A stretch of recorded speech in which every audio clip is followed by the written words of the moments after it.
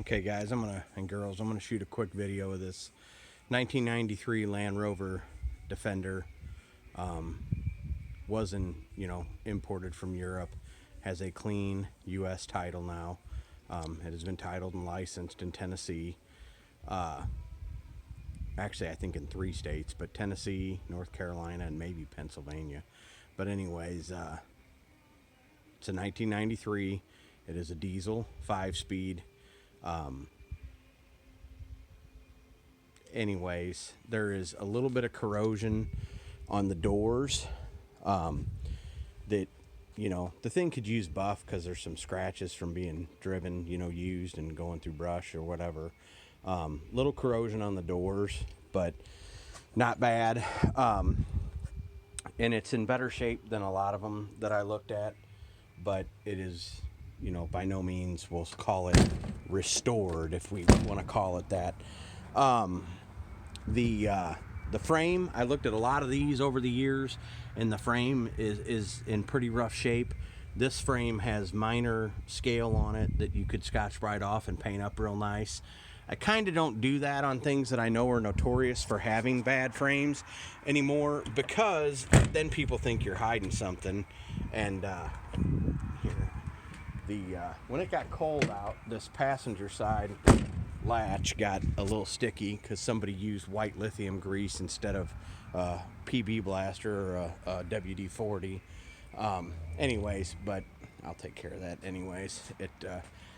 It got a little bit worse when it got real cold out. I've never been a fan of that lithium grease. The tires are obviously like new on it. All the lights work. The blinkers work. I have not much to say about the rest of the inside. It runs good. It does and will end up needing. I am trying to locate some stuff because it will end up needing. Sometimes you have to double clutch it or even triple clutch it. So I've done a little bit of research and found some stuff about the slave cylinder on these being hard to bleed. I took it to my buddy who does transmissions, and basically he didn't want to tear it apart until we had the parts, because he only has one rack in his shop and he didn't want it torn apart in there. So I don't know if it's the slave cylinder. I'm going to tell everybody to assume it may end up needing a clutch. I may get this done. Obviously, I'm just going to jack the price up, whatever it costs me. Some people have better resources. Some people who follow these are really into them. And so there's a chance they may want to, do that on their own. Anyways, the little thing runs good, and it's very bizarre. The four-wheel drive transfer case works. I've used it. I've checked the high-low lock and all that stuff.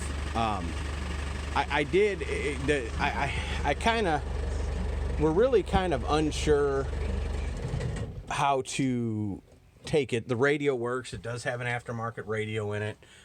They've done some cool stuff to it. I think they're super cool. My wife's always been a fan of them. We always wanted to get one, and just a bucket list thing. Obviously, we sell everything. That's what we do. But it was just kind of it's always been on our list, and this one was very unique looking.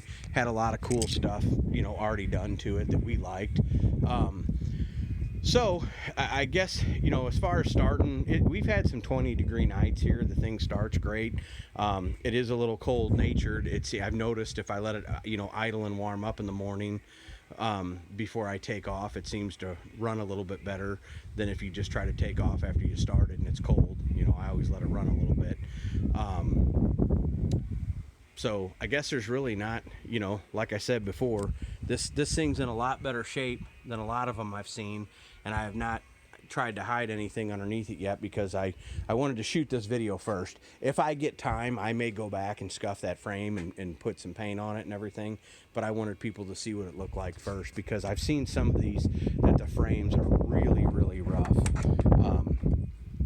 Anyways, so the it steers good. It drives down the road good. Just very cool, very unique looking. Had some cool modifications already made to it, but could use a little bit better. I haven't cleaned it either, and it's actually dirty because I was driving it before I left on a trip, and I haven't even washed it because the temperature dropped so much. There's pictures of the engine in the still ad. It is a 5-speed right-hand drive. I'll go ahead and pop the hood. Like, it starts right up every time, no matter how long it sits. I was just gone for 10 days, and the thing fires right up.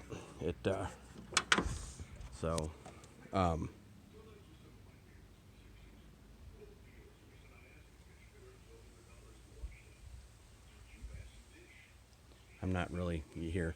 I don't know a whole lot about diesels. I always pay a guy to work on my diesels, and I don't pretend to know about them. But I know that when they start good, when they're cold, they're usually decent units, like I said. And these, it's a 4-cylinder, so they're not super powerful, but I guess they got a lot of torque, and supposed to be reliable. But there you go. 1993 Land Rover Defender. Pretty cool, unique looking truck. Like I said, it has a lot of potential to take it even farther if you like. Anyways, very cool. The price will be on the still ad. Thank you.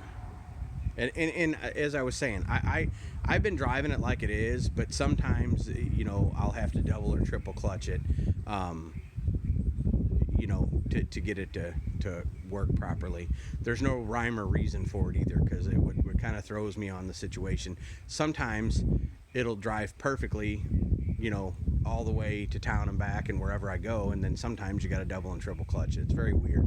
That's why I kind of wonder about the slave cylinder, but I'm not a mechanic, so I'm not going to pretend I know. But it just seems weird that if the clutch was bad, it would act differently. It seems like it'd be consistent if it was the clutch. But again, I'm looking into it. I got people looking into it. It is for sale. Obviously, there'll be a price on the still ad, but it's going to go up if once I get it corrected. I've already located some parts, I believe, but feel free to call me and ask me any questions. Thanks.